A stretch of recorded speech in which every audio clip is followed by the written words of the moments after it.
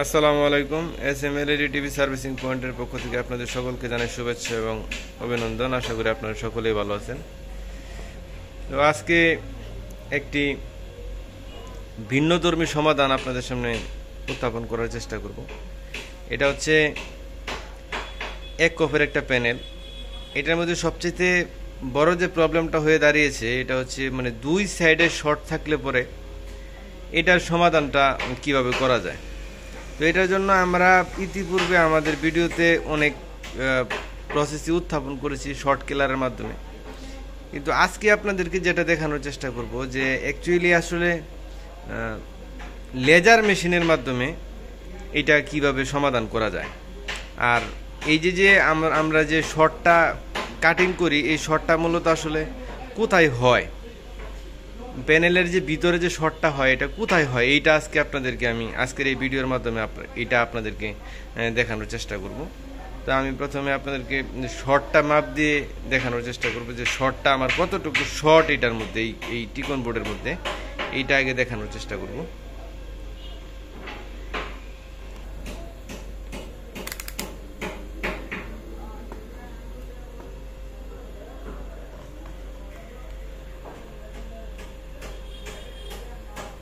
আপনারা যদি একটু মিটারের দিকে খেয়াল করেন তাহলে আমি এখানে আমার ডান পাশে শর্টটা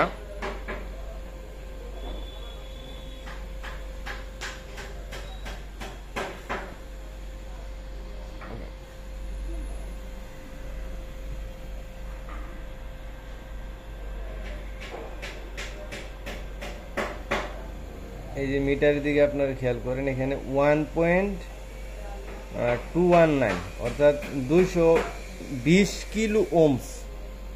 মিটারটা একটু কাছে নিয়ে দেখো,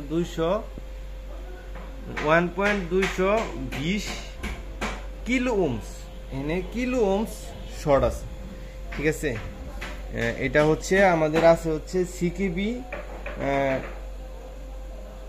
CKB2 এবং CKBB2 তে এই শর্টটা আছে। এই 1.210 কিলো ওমস এটা হচ্ছে আমাদের শর্ট। এটা আমরা আজকে লেজার মেশিনের মাধ্যমে এটা আমরা সমাধান করব। আপনারা আমাদের সাথেই থাকবেন, দেখবেন যে এটা কিভাবে সমাধান করা যায়, লেজার মেশিনটা কতটুকু কার্যকরী।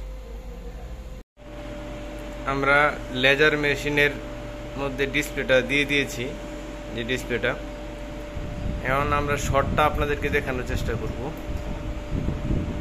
আমাদের শর্টটা হচ্ছে CKBB2 তে। আমরা যদি আপনাদেরকে শর্টটা দেখানোর চেষ্টা করি আপনারা একটু খেয়াল করবেন।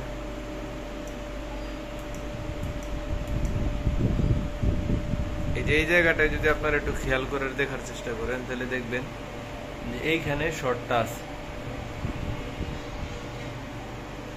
এই যে ঠিক এই দুই লেয়ারের নিচের লেয়ারের উপরে সাদার সাথে লালটার শর্ট আছে।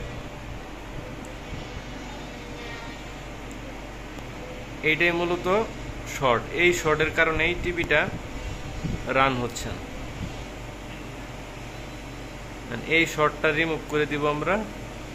রিমুভ করে দিলেই এই প্যানেলটা 100% ওকে হয়ে যাবে। এই মেশিন রুমে আওয়াজটা একটু বেশি, যে কারণে কথাগুলো হয়তো ক্লিয়ারিটি কম, এই যে চিলারটার শব্দ হয় অনেক বেশি। যাই হোক, আমরা শর্টটা রিমুভ করে দিয়েছি, যে দুই সাইডে শর্টটা রিমুভ করে দিয়েছি। আমাদের প্যানেলটা এখন 100% কাজ করবে আশা করি। এখন আপনাদেরকে আমরা ফিটিং করে দেখানোর চেষ্টা করব। এখন আমরা যদি শর্টটা যদি মাপ দিয়ে দেখার চেষ্টা করি, CKB2 এবং CKBB2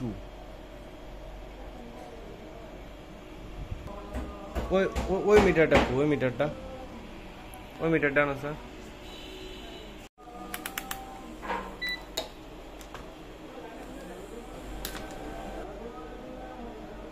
যে কত দিতেছে 41 মেগা ওমস, অর্থাৎ আগে ছিল 1.220 কিলো ওমস। এখন কিন্তু শর্টটা নাই। এখন আমরা একবার পাওয়ার দিয়ে দেখার চেষ্টা করব।